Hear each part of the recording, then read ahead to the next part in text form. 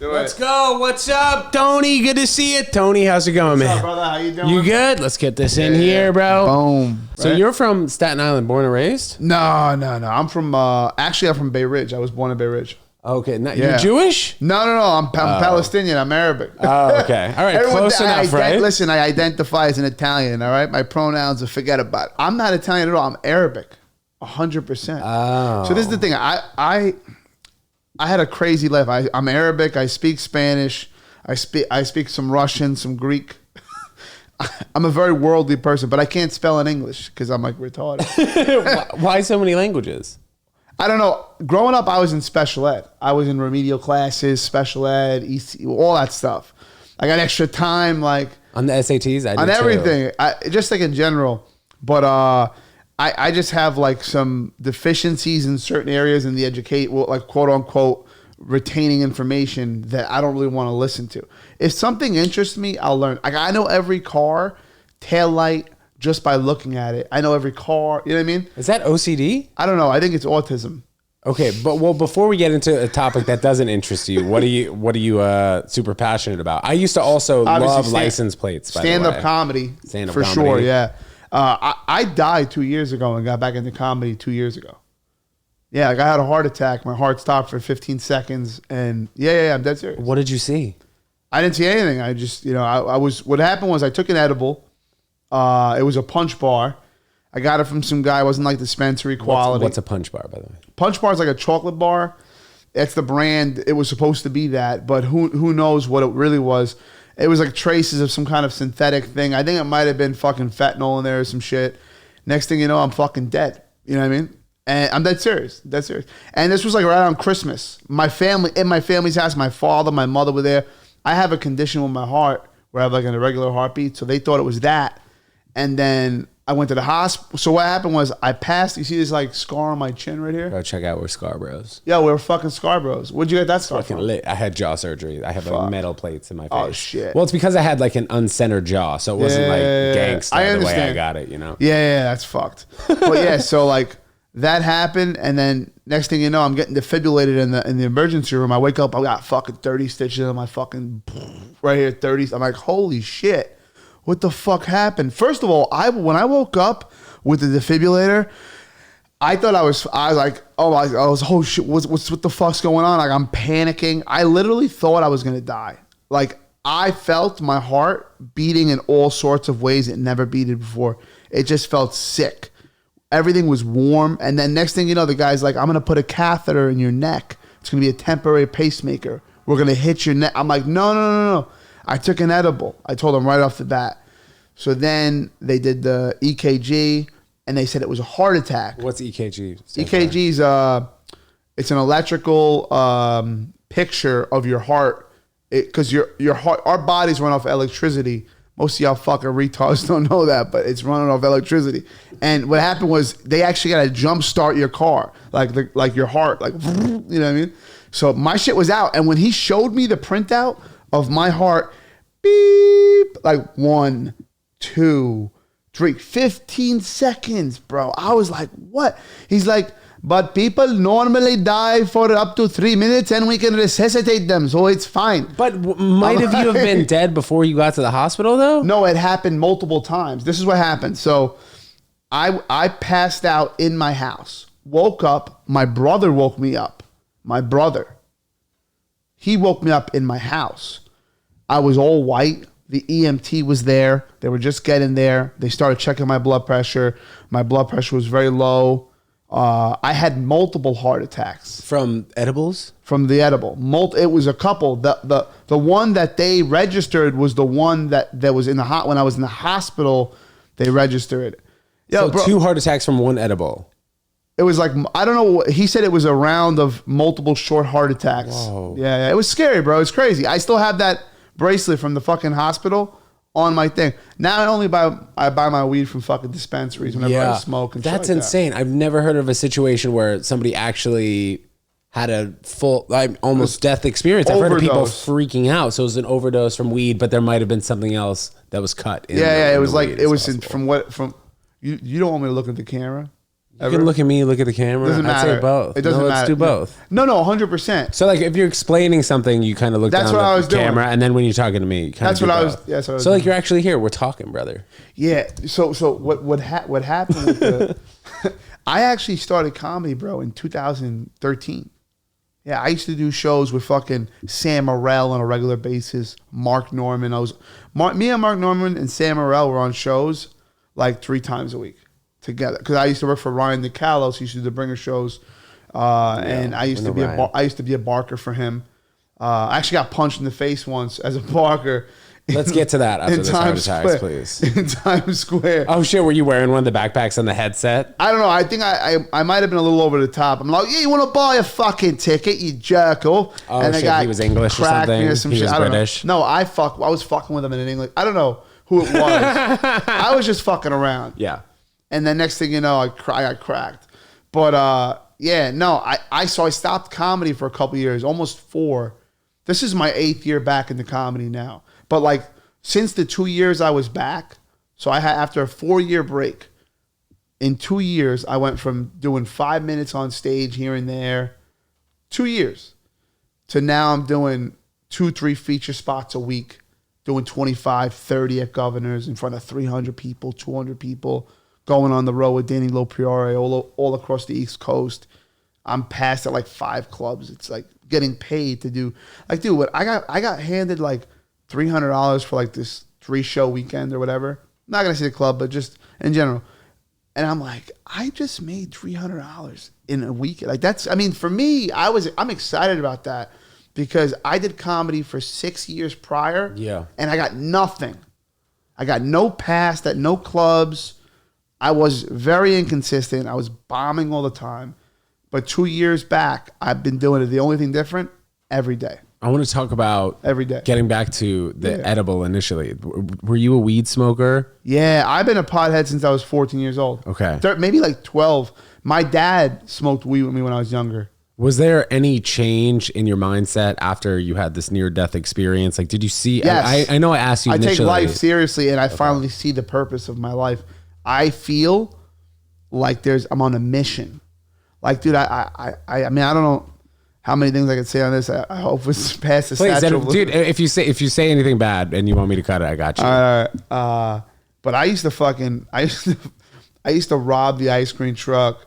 I worked for the Italian mob in Staten Island at one point. They thought I was Italian. I'm Arabic. The reason why people always like, so you're Italian, right? And they keep saying that. It's like, I'll do my whole set. And I'm like, yeah, I'm fucking Arabic. But when they were looking for me during 9/11, I'm like, I don't see no fucking Arabs over here. I'm eating a chicken palm hero. This fucking Arab guy comes up. They come like that now, these people, huh? That's fucking something else. But let's get back to your dark time, bro.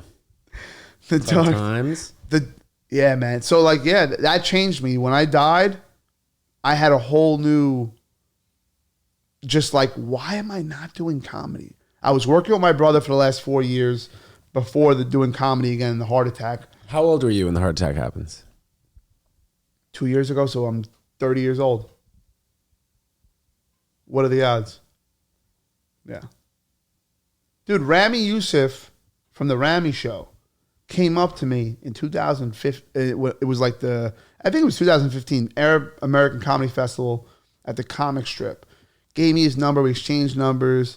He was a funny kid. I was just so arrogant. Had my foot up my ass. I didn't really like reach out to a lot of comics. I didn't understand how comedy worked back then. I was doing it all on my own. I wasn't communicating. I wasn't like bonding with the right people. You know what I mean? But anyway, so he gave me his, next thing you know, I leave comedy. I come back. He's got the fucking Ramy Show. It's crazy. You know, like, so I said to myself, and then I'm sitting in the hospital the whole night for 2 days with my heart, monitoring my heart, thinking about what I did. Then my parents found out I did weed or whatever, and my mom and dad are both like, my dad has to pretend like he's disappointed. Meanwhile, me and him smoke together. He's like, I am so disappointed in you, Tony. You are a fucking idiot, you know. And my mom's like a Christian beyond Christian. Like if I pull up my phone, all you'll see on my phone from my mom is just Bible quotes. It's Bible quotes. Pray. I want you to. Do you feel the presence? She calls me. Do you feel the presence of God? Now, has she always done this, or this is just recent? Always. Always, especially after I fucking die. But you never took them seriously when she would send you messages like that initially. You were like, whatever. I have a strong connection with God, but I feel like the world is broken. Everyone's so fucked up. People are like, oh, Jewish. First of all, everyone's getting played. Everyone thinks they know the right God. Everyone is born. Like, for instance, my mom thinks the gays are going to die in hell because that's what God says. She thinks that if you're not Christian and you don't follow the Bible, you go to hell. But I said to my mother, I'm like, Mom, listen, everybody in life, it's like a big experiment. People are laughing. Whoever's running the show here in this world. You think it's a simulation too? I don't know about simulation, but listen to me. Hold on. This is my theory. I think black, white, Chinese, everyone's like, oh, that's racist, that's this. I'm a human being. I'm making fun of human beings. That's what I'm doing. I'm not making, I do a lot of impressions.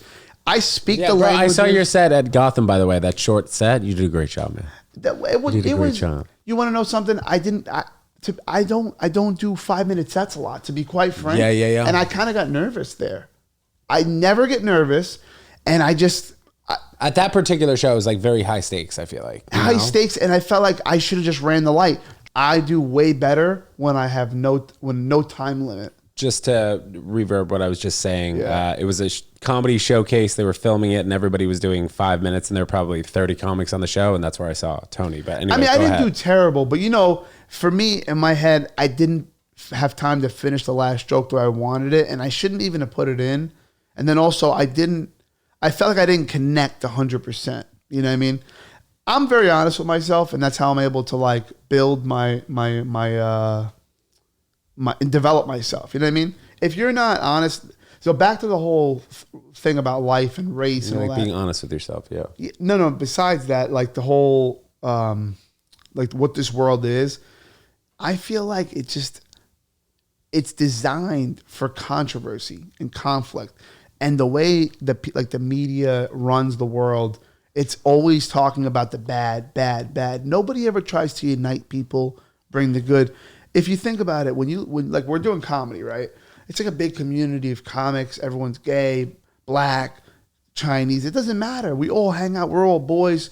We're all comedians. It's like a big and in America, there's hundreds of thousands of pockets of that in all different aspects of different careers and hobbies. All these different people hanging out. And you know what? People that bring up this racist shit, it's always the people that are like the white people. Or like, you know what I mean? It's like trying to tell like, you know what I'm saying? I feel like it's a big experiment, and it's just, we have to break this cycle of repetitiveness. Well, I think in comedy also, people are less intimidated by people who don't look like them. You know, when you are in the middle of the country and you only see one race of people your entire life until you're 50 years old, it's like anybody who comes in is an outsider, theoretically. Yeah. But in comedy, we like, to your point, we see a transgender, a gay, a black guy, an Italian guy, and a Jewish guy on the same show. Yeah. And you want, especially being in New York. Yeah, let everyone do what they want to do. I can care less. I mean, just don't try to fuck me in the ass, because like I don't get down like that. I'm a fucking man I was raised by Italians. I'll give you a fucking slap. At least use some lube, right? But anyway, going back to what you were saying in terms of like, I guess changing your mindset to now your mom sends you these quotes and you take them more seriously. Is that maybe the case? I don't believe in religion like that. To be honest with you, I believe in the Chinese yin and yang. In every good person, like a truly good person, there is the little evil, which I consider myself, like I robbed charities growing up and I stole from the ice cream truck.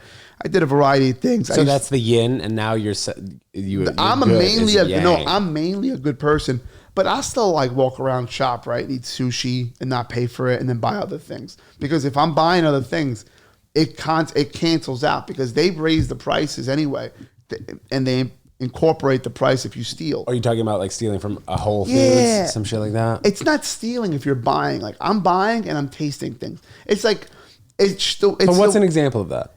It's like the way the old school small town. Like if you go to Israel, you taste some grapes. Oh, try this, no problem. Try this. Okay. You know, America, everything's so corporate. You come, you buy. No, I want to open. I want to see what I'm getting. I want to taste it a little bit. What the fuck's the problem? Why are you so high strung? Listen, they're making plenty of money. You see the stock? It's going up. That's why when I go to Costco, I make it, those free samples, if you time it right, you can get breakfast, lunch, dinner, and then possibly dessert. That's true. That's like I flew back from Wyoming. I went to a wedding this past weekend, and I was in the Delta Lounge. Like, bro, I ate everything in sight. That's what I'm saying. Get my money's Delta worth. Lounge. That's crazy. Hell yeah, dude. Well, it's an Amex card that I have, like a business card. For the whole year, yeah. It's not bad. I think, yeah. But then you get free access to eating, you know what I mean? But just get the perks of America, because that's how you have to do it. That's how I. You know what I'm saying? All right, I want to. Sorry, I keep going back to. No. This is just fascinating to me. What was your mindset like when you woke up in the hospital? You're like, you need to start taking life seriously. Yes. For the most part. I said, to be honest with you, and I say this, like speaking as humble as possible. I've always known, like, I was going to be great at comedy. Like I always was. Back in the day, I used to murder and then bomb. Like it was either or. When I was killing. But then when I was bombing, I had no idea how I would just mentally break down to the point where sometimes I'd walk off the stage. It was so bad. Now I could be having the worst set. I'm never giving up. I'm just going, let's do this. Let's fight. I'm going to fight this fight. You know what I mean? And it's like, I truly understand what comedy is. Now that I've left it, had that death experience, and now I take it very seriously, bro. I do it 7 days a week for the last 2 years, 7 days a week. And I record every set I have. Every set is recorded on video. Yeah. What was your childhood like? Vicious. I was abused physically, mentally. I'm still abused mentally and physically. Not physically. Mentally by comedy, maybe. No. My family, like my brother will like walk in my room fucking naked. What's up, pussy? Get up. I'm a fuck ass silly, like shit like that. Yeah, my dad walks around. Where did he get that from? Jail? He watches Mike Pena, the guy from YouTube. He's like, get up, pussy. It's like 7 a.m. Like, I'm like going to sleep at 3 a.m. So I had a major fight with my brother like 2 months ago. I moved out. My brother's a director. He's the director of photography and like film, and he does commercials, and he just shot an Adidas commercial, like the campaign for tennis. Yeah, I played college tennis, by the way. That's fire. So that's you look like you have the legs for like the lateral movement. Let's go. No homo. Pause. I just could tell this guy's springy. For the lateral movement. I love that, dude. Never heard that. But people say I do look like a tennis player, too. Oh, yeah, I do also have this stick right there. He's got the tennis racket right there. Oh, yeah, next to the motivational books. But anyway, your family, go ahead. Yeah, no, so I was going through that, and then finally I was like, you know what? I'm going to move out. And my brother, he's like, I just had like a little spasm of autism. You heard that? Sometimes I smoke weed and it's like I get so high. I'm like, oh yeah, you just blazed. And you're like, what? Have you ever been diagnosed with autism? I have something. I'm telling you. Well, if you were in special ed, maybe you did have something. No, I was in special ed. But bro, I sucked in school also though, and I've had extra time on the SATs. I'm an extremely intelligent person in terms of like I'm a very talented driver. I was a driving teacher. I had a lot of jobs. I'm like a professional like line cook at a restaurant that makes millions of dollars. I'm like a fucking jack of all trades, and actually master of all. If you're passionate about something, you can focus. I'm passionate about control it. I'm passionate about food because I used to be 300 pounds. Bro, what the hell? We're unveiling the fucking cloak, dude. Yeah, I never showed you my fat picture. No, well, and we're gonna pop it up right here as you're showing me. Can you send that to me after you do that? I'll show you. I couldn't see my dick till I was 21. Bro, that looks nothing like you. I mean, look at my hairline though. For real though, you see my hairline? Yeah, hairline's a little tough, but that looks nothing. No, it's not tough. It's bad. My mother, tough. I meant like not like gangsta tough. Like my mom cut my hair back. She like put a bowl on your head. No, I don't know. She didn't even need a bowl. She just did the Arabic straight hair. Up. Damn, dude. Okay, so you moved out of you're no longer roommates with your brother, but what about your relationship with your mother and your father? No, we're good. We're all good now. I think my brother gives me a little more respect now because my brother, he's like a big director of photography in his head, and he thinks like he's older than you. Yeah, my brother's got like, a couple $1 million company and stuff. He's got like film production gear. He's got like the facility and the capacity in terms of equipment and gear to probably facilitate like a $5 to $10 million movie solely on the equipment he owns. You know what I mean? Like if he added another couple dollars to the budget. I'm just saying, like, he's got he's got like 3 Alexas. He's got a 5-ton grip truck. You motivated by your brother's success? I'm not. You know, it's kind of weird because like my brother and me are like the ugly ducklings, and not the ugly. Like the family is all doctors. I have 38 first cousins. My mom was born out of 9, and my dad was born out of 3.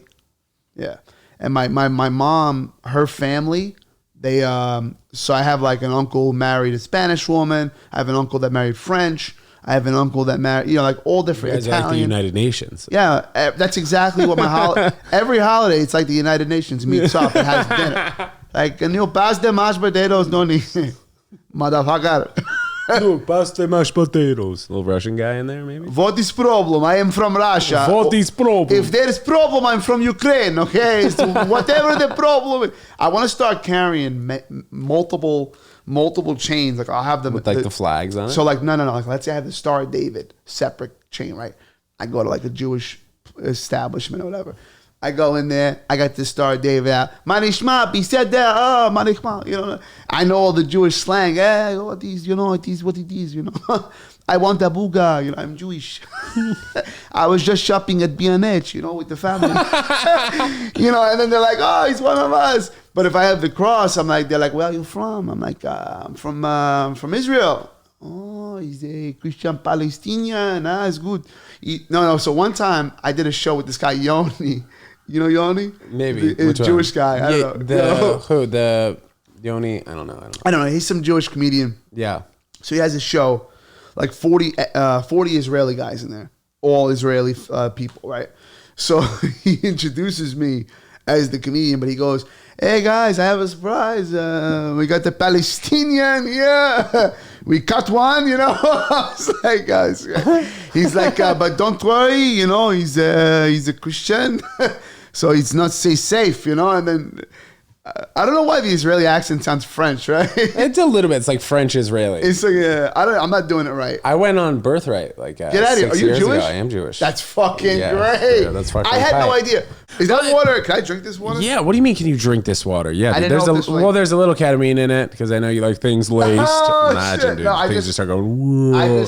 I just thought it was like just for show. No, that'd be fucked up. Imagine. I'm like, there's the water. You can't drink it, but it's there just for show. It's a nice little setup you got here, bro. Thank you, man. I appreciate it. Yeah, I've been here for like 6 years. We are live.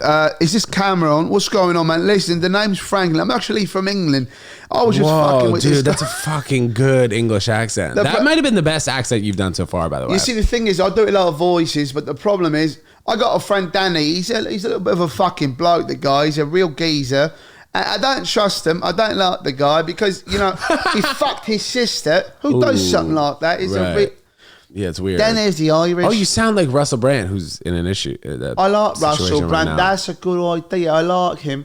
I think there's a lot of potential with Russell. It's more like Russell. It's more like an older, confused Englishman. For some reason, when I have headphones on, it throws off the accent. It takes me... no, I'm serious. Because I got to hear it. I got to fine tune it. So I stop the accent and then I'll tune it like a guitar and I'll start getting really into it. Then you switch up on the fucking guy. You start doing the Irish. I'm from Dublin, Ireland. Fucking one of a kind. I told the guys a fucking tennis racket and fuck the racket. I'll bounce a bowl of liquor off the guy's fucking head. Then you have the Arab. The Arab accent's easy, you know. It's like, brother, what you need? Listen, I make number 1 falafel. My father, he was born in Jerusalem. He came here on a fucking boat, you piece of shit. My friend, I tell you, you are fucking going to die with cancer. This is not an Indian accent. This is more Sri Lankan. This is different. Motherfucking bitch. Bro, you should start doing sketches with yourself. Use you as the main character. That's what I do, dude. My shifu, he teach me the number 1 form of a kung fu. I learned in China. My uncle, he teach me all the technique. He teach me the twist and jerk motion. Tony, did your teachers hate you in school for causing a ruckus? So I had one teacher, Mrs. Chan. Every day I come to the classroom. I said, Mrs. Chan, what are you doing here? She go, Tony, why you imitate me? It's a no nice. Oh my God. And then the Filipino teacher is like, my mother, she wanted me to be a teacher, but I wanted to be a nurse. Didn't you find that growing up, it was difficult to do funny things as you're doing because teachers would probably tell you all the time to cut that shit out and go to the principal? You know, the thing is, listen, I'm in a very unique angle with this whole comedy thing because, you know, to be honest with you, I feel like I'm mentally, people talk about doing characters and stuff. I think that these people are, for some reason, living inside my head, and I transform into them little by little. And I tell these people, I say, listen to me, this is not something I'm in control of. You understand? I came in here as this guy, I leave in a fucking body. Bro, you've been like 10 people so far. And we love it. Yeah, I don't know. I'm done. But yeah, that's my thing. That's what I do. This is the reason why I am who I am is because I was born 300 pounds, not getting pussy. You know, I was like a sexually frustrated pit bull. My dad took me to see a hooker when I was like 18. He's like, Tony, you fuck this woman, I have to make sure you're not gay. How long were you 300 pounds for? Like, when did you lose the weight? I mean, I'm exaggerating. I was like 280, 285. Well, yeah, from that picture, 275 plus. 280, yeah. When did you lose that? So I started losing it when I was like 18, 19. And were you just eating poorly? So what happened was I was smoking a lot of weed and I was eating like a house. So I would just play video games. I had these TY teddy bears that I would have talk to each other in different accents. What video games were you playing? I was playing Gears of War. Loved Gears of War, Xbox. Fucking, I ducked the head down with the chocolate. Just fucking go off. You're excited for the new Grand Theft Auto before we get back to that? Oh, I was playing Grand Theft Auto today. I just love fucking just putting the infinity cheat on. Shit, yeah. The infinity cheat where you get like invincible for like 5 minutes and then you just go off. And start spraying. Start spraying loads everywhere. You know what I'm saying? I feel, pause. Pause. But anyway, wait, let's get back to it being 280. Oh, yeah. So I was eating a lot. Oh, yeah. So what happened was I worked at Wendy's. Well, I started my own ice cream business when I was 14 years old. I bought a freezer. I put it in my backyard. I started selling candy. That was my first thing I ever sold, 12 years old. I sold candy for a woman who gave me a flyer, and I would get only $1 out of the $3 candies, right? I get $1 for every candy. I said, but like, why am I selling this candy? This candy for this woman and giving only $1 when I could buy the candy for 20 cents and make all the money myself. I said, so fuck this lady. So I've always been entrepreneurial.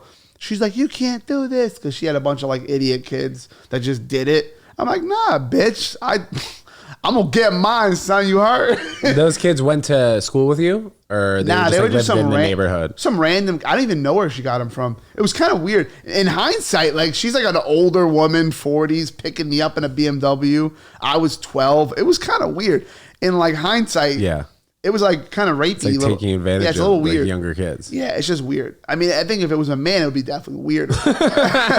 He's like, come in the car. I got candy. I got candy. Yeah, that's exactly. You're supposed to turn in the other direction if you guys ever hear that. I was like, candy? Hold on. What kind of anyway, candy? Being entrepreneurial. Yeah. Oh, yeah. So then from there, I started selling candy in the schools, doing my whole little thing. I would make money. I'd get the candy. What did that look like? You'd invest $100 in buying candy bars and then make $400? Well, or something like that? For me... To me, I was eating, never get high on your own supply. I was eating a lot of the candy. You were getting high on your own. I was eating a lot of the candy, and I was getting fat. That's where the money was. You wonder how to get to 280 pounds. All right, you started ice cream bits. So then from there, the next year, I'm like, Dad, I got to get a freezer. We got to get the inventory up. You know, because I noticed there's, in my community in Staten Island, there's like a pool here, and a pool here. It's like a round development, right? And I would corral all the kids from this community into my backyard to buy candy and ice cream at a discount.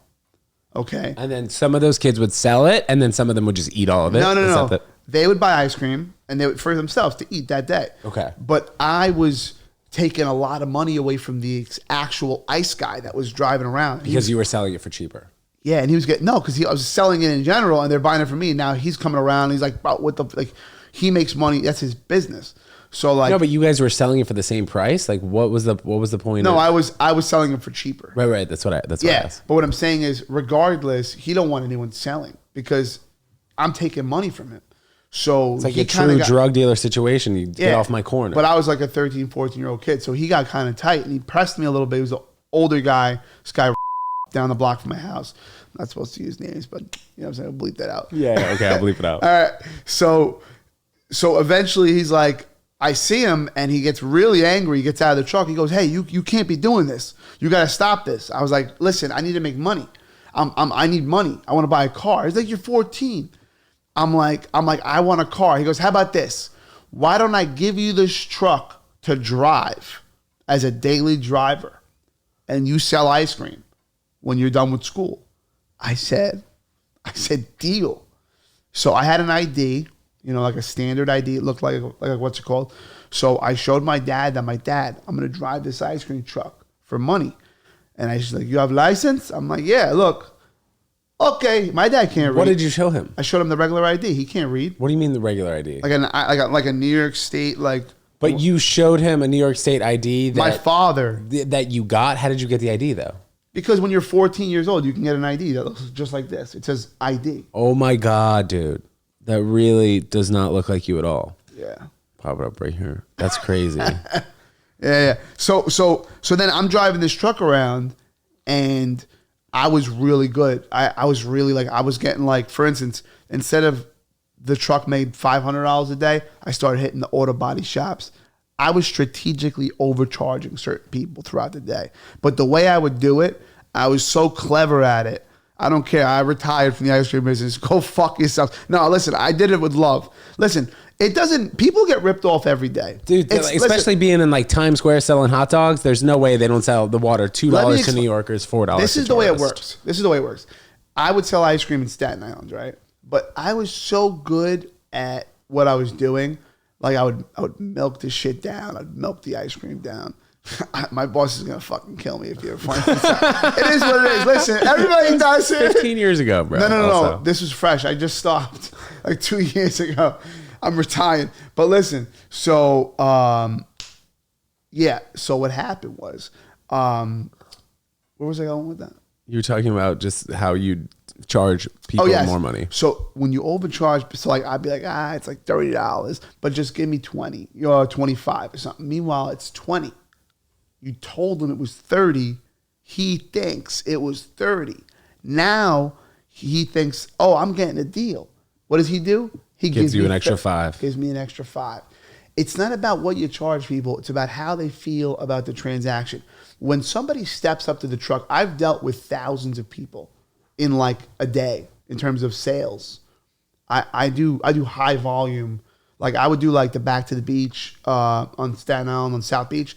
I would make like fucking $5,000 in one day cash. And how much would you have to split that with the truck I was guy? technically supposed to take 25%, but that's what I did. You know what I'm saying? I technically took 25%. So, you know what I'm saying? Allegedly, some people steal. Allegedly, but I don't know of those people. Sometimes people take like a whole $1,000 off the top, and then they get $1,000, and then they're getting $250 off every $1,000 on top. So that's $1,700 for the day. Imagine making that 2-3 days a week, and then another 2 to 3 days a week. You're making like $1,000. You know what I mean? It's a lot of money. Hustling. Yeah. So what I'm saying is, well, first of all, I'm like, yo, how am I going to drive the truck? He goes, who's pulling over the ice cream man? I was 14 years old, driving this truck. If you looked on Google for a while, it actually showed the Italian ice truck in my driveway because it charged up at night. Yeah. So anyway, I got into a fight with the actual soft serve truck. You know Ralph's Ice? Yeah. That's what I used to work for, Ralph's Ice. I'm the reason why there's no more Ralph's Ice trucks. I'm the reason, like me. Because I was selling too much ice cream, too much Italian ice for deals that people were going to me and not going to the stores, and the stores were paying franchise fees, and they were getting tight, and then they shut down the trucks. But you want to know something? Karma's a bitch, because not only did I lose $150,000 once in 2016, but I lost $150,000, and I'll pull up the screenshot, send it to him. I saw this another 100-something thousand just recently, 2 years ago. I'm still holding the stocks, but they're worthless now. But listen, karma's a bitch. So living honest life. I've been by the book for 2 years. You lost 150,000 what? Like Dogecoin? No. I was heavily invested in the Bank of Greece. For some reason, I liked The Ezekiel's. Bank of Greece? What the hell? I don't know what I was thinking. Yeah. Greek, when I tell Greek people, they're like, what were you thinking? You know? Are you crazy, Greece? Were you ever a gambler? I know you said briefly that you were working with some Italian mobsters. I mean, I've listen. That's alleged. Confirm or deny? Allegedly. And listen, I'm past the statute of limitation. And listen. I gotta be honest with you. If the FBI had me cornered and they're like, we know that, I said I don't know nothing. In the past, like I fucking was driving around, you know. Then I was first of all I was valeting for some guy. Let's put it that way. What does that mean? You driving places? I was valeting for some guy's restaurant, okay? And then... But what did that job entail? So I was just valet driver. And then all of a sudden, he's like, hey, what are you doing right now? I'm like, it's 12 o'clock and I'm going to go home. He's like, all right, no, you're not. You're going to drive me in my Mercedes, pick up my friend. Okay. We're going to go to the city.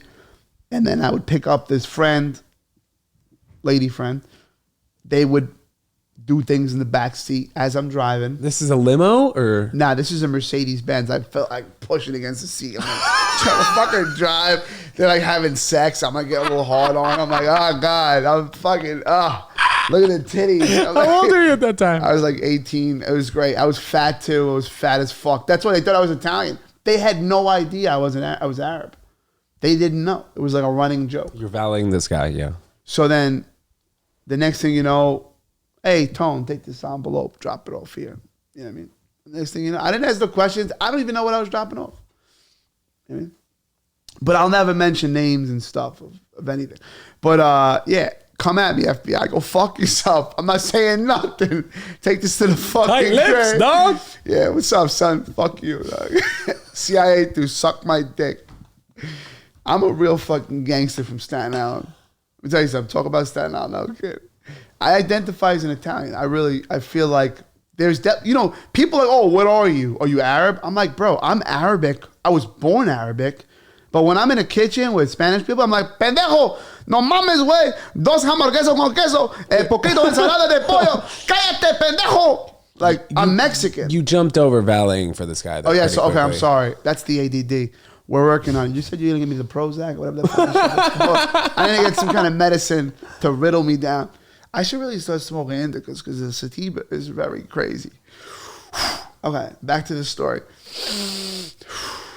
Lately, I've been I just feel like a fucking killer. Like good? I've been working out. And let's go, bro. That'll fucking get you. I've been working out hard.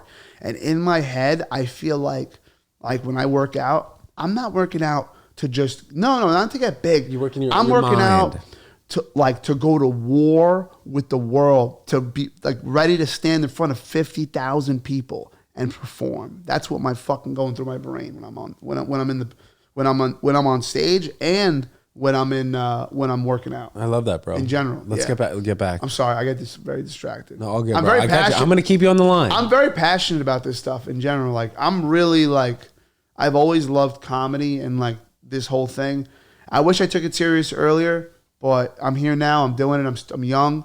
They say the best day to start is anytime. Is today. Yeah. Instead of they're like, oh, I should have started 5 years ago. All right, well you didn't. Let's start today. You know what I used to do with the valet thing? Yeah. I would. So the reason why I got fat, I worked at valet. I worked at the that place, the restaurant, every night. Wendy's? No, every night at that restaurant where I valeted, they would get rid of all the food, and I would take home all the Italian food. I would eat trays of penny vodka, trays chicken of parm, right. Bro, I would eat that for 3 days straight. And I'd get high. I'd eat that. I'd go into my ice cream truck. I'd eat ice cream. I'd eat pizza. I'd eat this. I'd eat candy. I was a fucking animal. And nobody stopped me, especially my parents. I feel like parents should be like, hey, you can't get a double cone. You got a double chin. You know what I'm saying? Like, someone's got to say something. No? I agree. Fuck.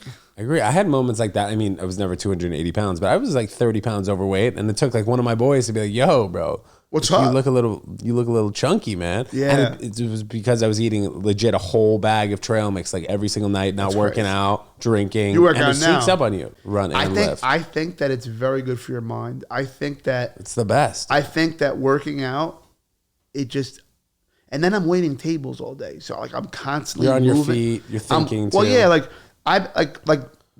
last month I made $3,000 from comedy, which is incredible. incredible to say, like, I worked at comedy for 6 years and didn't make $1. $1. And now I'm making $3,000. That's why, like, I'm down all this money in the stock market, but I don't even give a fuck.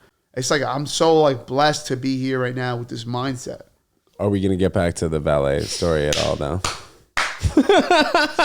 It could be the end of the story. I just like I want to dig if there's any more juice there. Like working for people that like would be. I used to steal out of the cars, and I was a very bad person.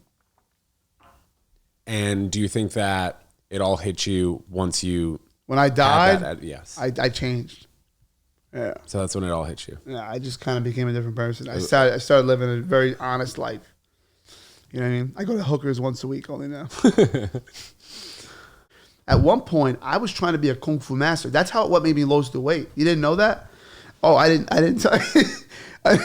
I was trying to be. Bro, what? Yeah, hold on. I'll show you some. Hold on. A kung fu master? How old were you at that That's point? what made me lose the weight. Where'd you go to learn kung fu? Cut it out. Get that stretching, bro. That stretching. Oh my God. Show the point of view. Kick the camera so they can know what it looked like. See? Where were you taking kung fu classes? In just a gym? No, so I used to go to this guy, Master Zhang. He was my shifu. And what's a shifu? Kung fu master? Shifu is like a master of kung fu. Yeah, it's like the authentic Chinese. My shifu, shifu. That's how you say it. Because the Chinese language has 4 ways of saying each category. Fo, fo, fo, fo. You know, it's like there's 4 pronunciations of each. So shifu. Anyway, yeah.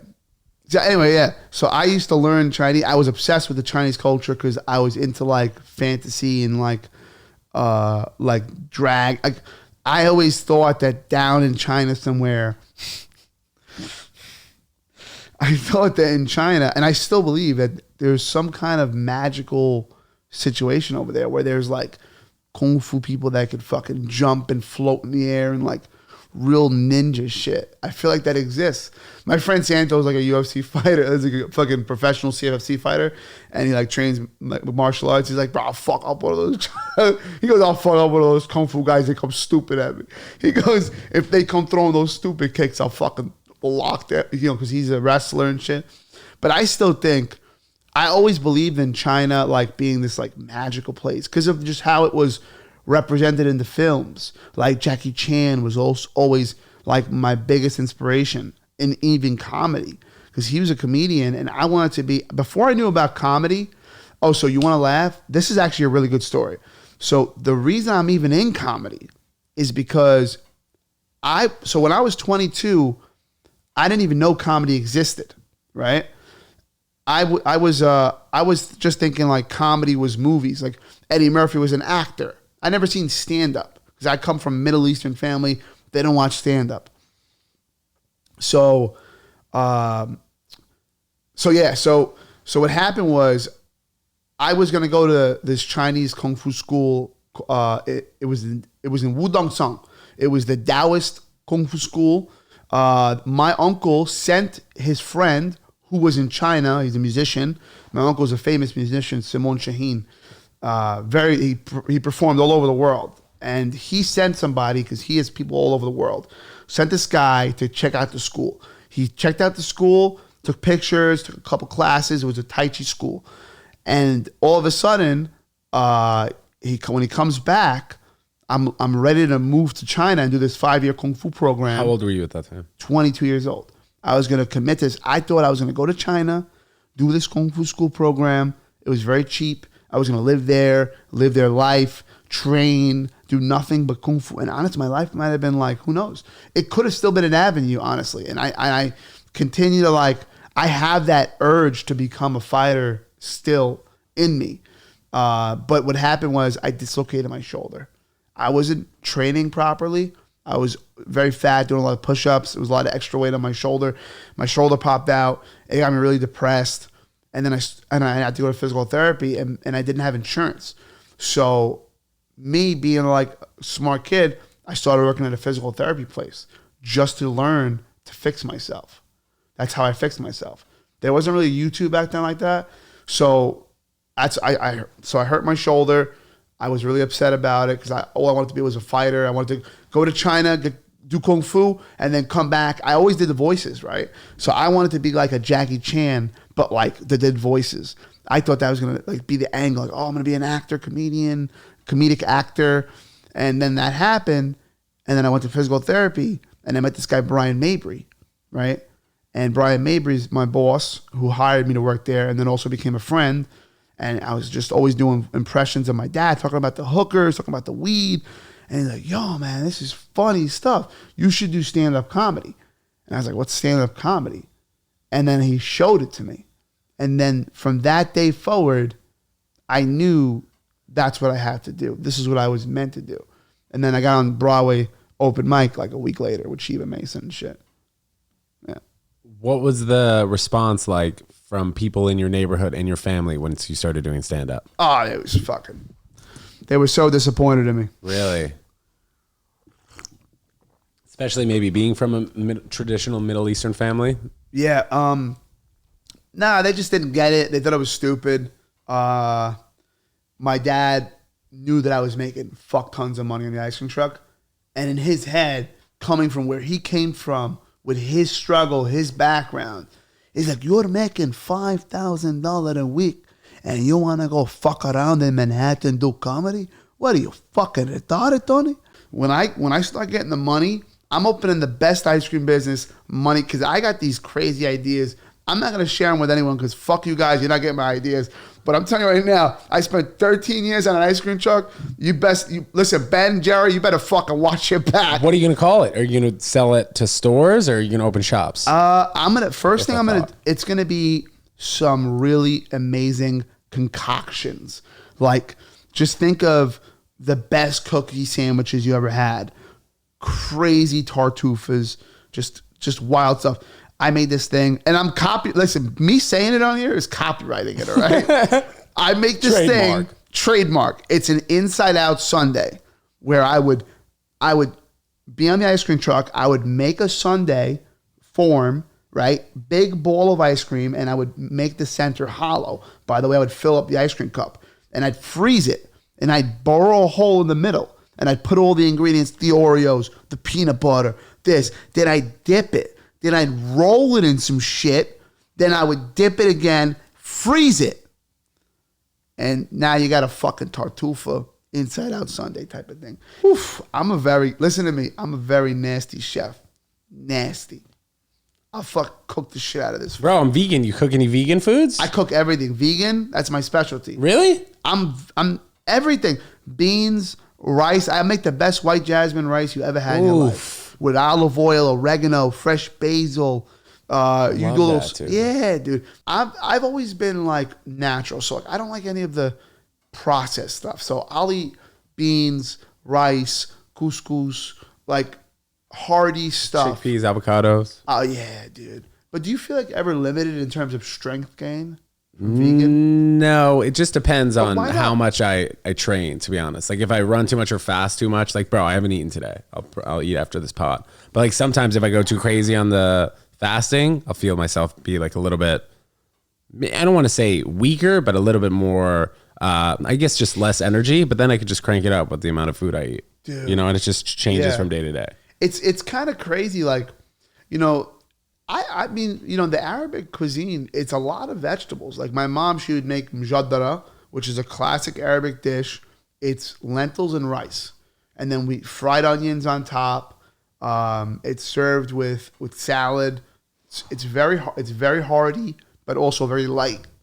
And dude, I could eat that dish like 3 times a day. When did this change though, where you started eating healthy and able to cook for yourself instead of the candy? My Uncle Sam. Not the tax guy. No, I have multiple Uncle Sams. Can I take this thing off? Fucking yeah, bro. For sure, dude. Sweating over here.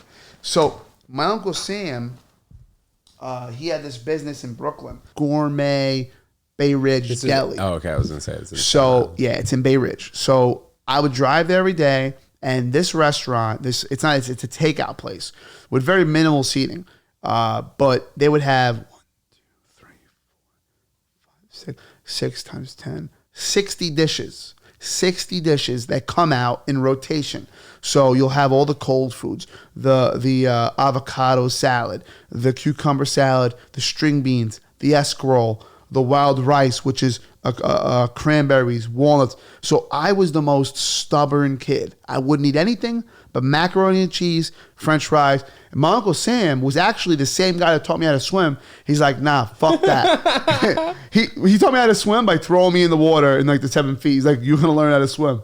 He's born, you know. So like, and my Uncle Sam is crazy. Like he smokes weed, fucking guys. I love you, Uncle Sam. But you know, he's out there. He's outside heavy with the you know what I'm saying, the other stuff. But anyway, I don't even want to put that in there. But anyway, so my Uncle Sam, he every night like he would have me smoke, and then like I would smoke. I wanted to smoke because I was smoking weed myself. So anyway, so we'd smoke, and then I'd try all these different concoctions. And whenever my Uncle Sam made something, it was so unbelievably flavorful. Seasoned very well. Dude, he would make these portobello mushrooms with sauteed onions, but he would grill them with these seasonings, and then he would put like tahini sauce on top. It was unbelievable. And I would eat that, and I was like, wow. So everything, so then that advanced, he actually opened my palate and then also put me in high pressure cooking kitchen situations where I would work the grill, work this, make this, do this, make falafel sandwiches. Busy, you know, that business used to kill it. It was a staple in Brooklyn. So it was constantly busy. I learned kind of how to be my personality, talk to people. Yeah, so yeah, that's what changed my palate. That's what changed it. Yeah. I'm telling you, I got a crazy story, bro. You know, it's when I stopped comedy and I thought about why I stopped. Like, it's just, I was just a pussy. When was the time frame that you stopped? What year to what year? Do you remember? 2018, 2019, I stopped. And I got back into it 2 years ago. But then, no. Honestly, I think I stopped once before too. Because I had like a year and a half off. Then I got back into doing shows. Why'd you stop? Because I was a pussy. Describe that. I just was afraid of bombing. I was afraid of going up there and just, I hated the preparation of the jokes, preparing for the set. Like I was doing in 2018, 25, 23-minute sets. And I was doing well. Look. So when I'm dealing with the customers, I'm like, what's up with it? How they hide the hiring process, but everybody back is gay. And then bomb the next show. Yeah. And it was scary for me, and I didn't know how to handle it. And I had I wasn't doing stand-up every day. I was doing it once in a while. Once every 2 weeks, once every 3 weeks. And then I got back into it, and I did it twice a week, first week. First month, twice a week. Second month, 4 times a week. Third month, every day. And then it's been every day since. What have you noticed in the power of consistency just throughout your life?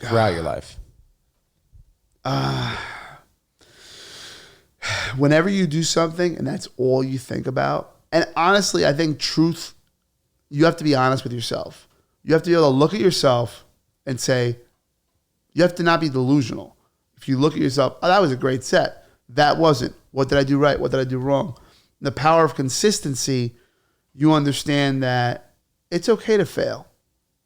It's okay for something not to work. But now it's kind of crazy because like I'm up there on stage and not like I'm not saying this to brag or flex or not be humble, but like 90% of the time I'm having really good sets. Like good sets. 10% of the time it's still not bad, but it's not like sick. But like the bombing thing, I'm if a joke doesn't land, it gets weird, I come out of it. I don't know how. I just have been. Lately, I've been feeling very honest up there. All right, Tony, man. This has been real, unreal. I Yo. appreciate it. Thank you so much for coming on the pod. Before we get out of here, we're popping up your Instagram right here. Oh, yeah, right Please let us know what your Instagram is and where we can find you coming up. This will be up. This will be up on this Thursday. So whatever you got, like this weekend, whatever. Oh, it'll be up this Thursday? Yeah, today being Monday. Yes. So Thursday's what, the 21st? I think so, yeah. So the 21st, I'm going to be actually at Governor's Comedy Club. I've been on tour with Danny Lopriore for the last like almost a year. So I've been doing. We did Carolines. We did the entire East Coast. He's doing another leg of the tour is going to be London and all that, Texas, California, and shit like that. But for now, we're going to be at the Stress Factory on the 27th in Jersey, and Governors on the 21st. So yeah, they could. Anything else you want to spit down the tube before we get out of here, bro? Any words of wisdom? Listen, if you start an ice cream business, don't eat your own supply. Also, you know what I'm saying? I just got my own apartment, ladies out here. You know what I'm saying? Holla at your boy. No, I'm kidding. Yeah, man, listen, if you love something, do it. Chase your dream. Go out there. Unless you like touching little boys, then just like leave that shit to your head. You know what I'm saying? 100%. Tony, you're the freaking man. Guys, thanks so much for tuning in. This is quite the episode, as you heard. Check the link in this YouTube video. We got Ted Jones comedy shows coming up. Dude, we got to get you on the Ted Jones comedy show, all right? Whenever you want. Yeah, hell yeah, bro. Absolutely. Very soon. Guys, thanks so much for tuning in. We'll see you next time. World. Peace.